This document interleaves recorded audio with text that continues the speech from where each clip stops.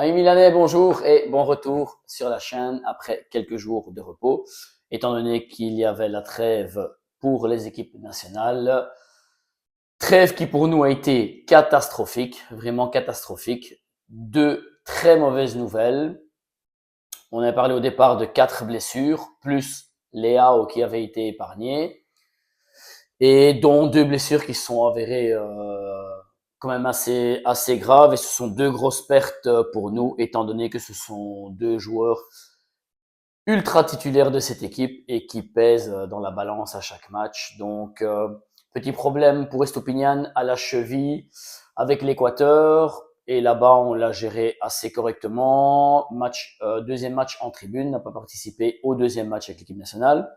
Par contre, Salemakers, Alexis, qui lui s'est fait mal aussi aux ischio-jambiers, si je ne me trompe. Petite lésion au départ. On avait peur aussi d'un stop de plus ou moins 3 semaines, un mois. Mais apparemment, ça serait moins grave que prévu et il serait peut-être même disponible ce week-end.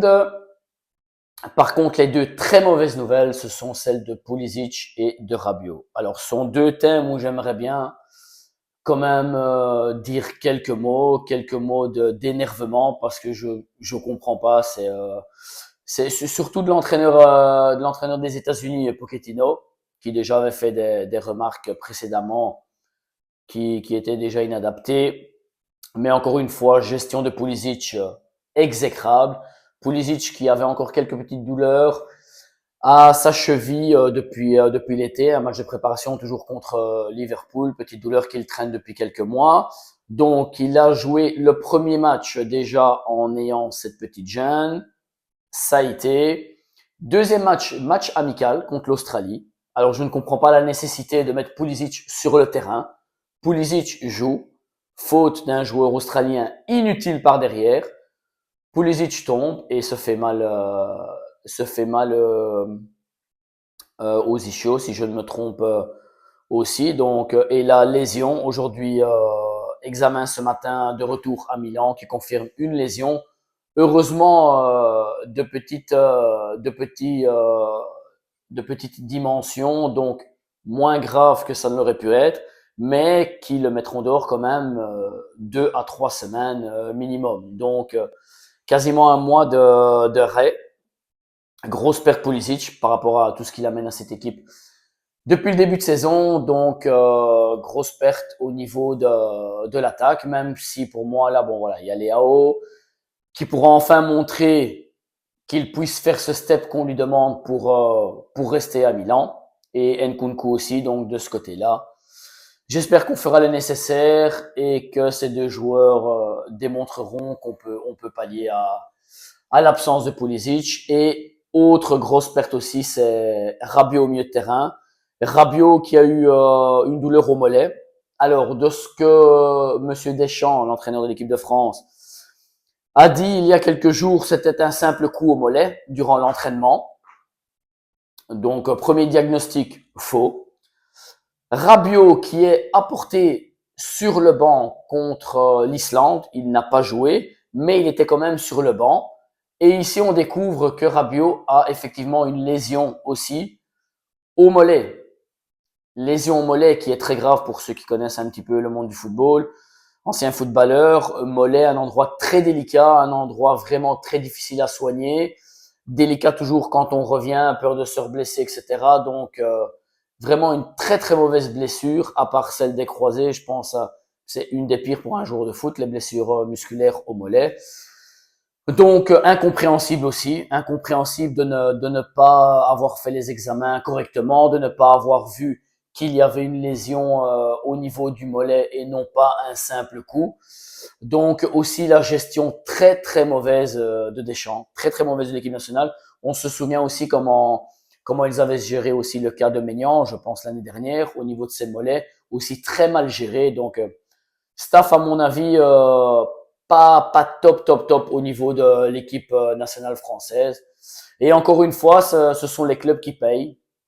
Encore une fois, et je trouve ça vraiment très dommage parce que ça devient une récurrence à chaque fois et que ça soit pour le Milan ou peu importe pour d'autres équipes, de perdre des joueurs à cause des matchs qui se font 2 à 3 fois durant la saison, ces stages avec les équipes nationales, qualification, voire de Coupe d'Europe ou de Coupe du Monde ou Nation League. Personnellement, j'aurais une idée par rapport à ça. Au lieu de couper 2 à 3 fois durant la saison, prendre une seule période, que ça soit au début de saison, mi-saison ou fin saison, un mois de temps, arrêt des championnats, 4-5 matchs avec les équipes nationales et on boucle les matchs de qualification de cette manière-là. Je pense que ça serait beaucoup plus logique. On éviterait beaucoup plus de blessures afin de ne pas interrompre la saison en pleine saison.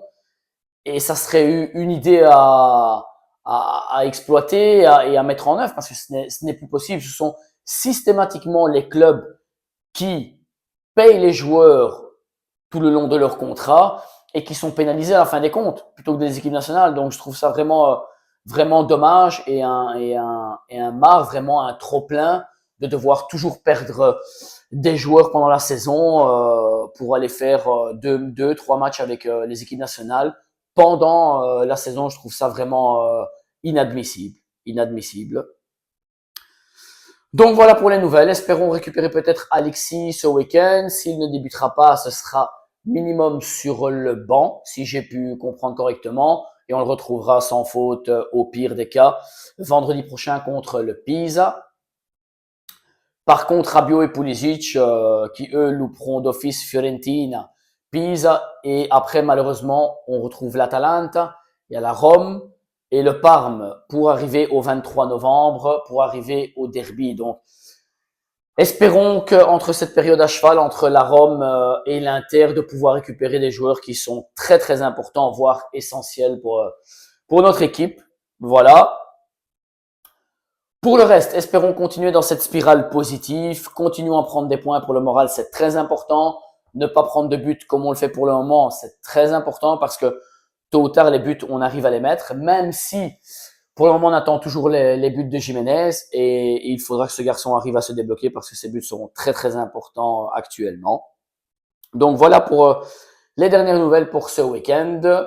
Et pour le reste, petite nouvelle par rapport aux stades qui sont sortis ces jours-ci, étant donné qu'on doit faire absolument l'achat en déant le 10 novembre pour ne pas que le vincolo sur le deuxième anneau passe en vigueur et qu'on ne puisse plus faire de travaux dans le stade pour l'abattre. Donc voilà, c'est un petit peu une course contre la montre pour faire ça avant le 10 novembre. Et il y aurait déjà des idées pour le nouveau stade. Apparemment, stade donc sur 2 anneaux, comme on en a déjà parlé. L'inclinaison des tribunes apparemment serait de 37 degrés, donc c'est-à-dire c'est un modèle comme le mur jaune de Dortmund, donc ça veut dire bien droit, spectateur assez près, le plus près possible du terrain, avec une hauteur maximale apparemment qui serait de plus ou moins 52 mètres, qui ferait un des stades d'Europe, si pas du monde, les plus hauts. Donc et de ce qu'ils disent, ça devrait être un modèle pour beaucoup de clubs en Europe, voire dans le monde. Donc voilà, espérons que ça soit de bon augure, qu'on ait, même si ce sera à diviser avec l'Inter, pour lequel de ce côté-là je suis très déçu, mais plutôt que de rester qu'un vieux stade, mieux le faire avec l'Inter. Espérons que ça sera de bon augure pour avoir un stade magnifique à la pointe de la technologie et de l'innovation des stades actuels et qui puisse accueillir en dehors du foot, faire vivre ce stade 7 jours sur 7, 24 heures sur 24 au niveau du commerce et au niveau des concerts aussi. Il parle de 20 concerts plus ou moins de prévus qui seraient prévus plus ou moins sur l'année. Donc voilà, ça sera le stade, petite notification que je retire, excusez-moi. Ça sera donc un stade qui devra vivre toute l'année, plus les commerces, hôtels, etc. Donc voilà, espérons que ça soit de bon augure et qu'on aura des bonnes nouvelles de ce côté-là assez rapidement. On se retrouvera sûrement après le match de dimanche, peut-être lundi soir ou mardi soir, pour faire une petite vidéo par rapport au match en espérant gagner. N'oubliez pas de liker la petite vidéo si ça vous a plu. N'hésitez pas à mettre un petit commentaire, ça me ferait plaisir. Et de vous abonner, c'est totalement gratuit. Comme je le fais moi aussi, je le répète toujours, pour d'autres personnes que je suis et dont je vous transmets les nouvelles du Milan. Donc voilà, sempre Forza Milan et bonne journée.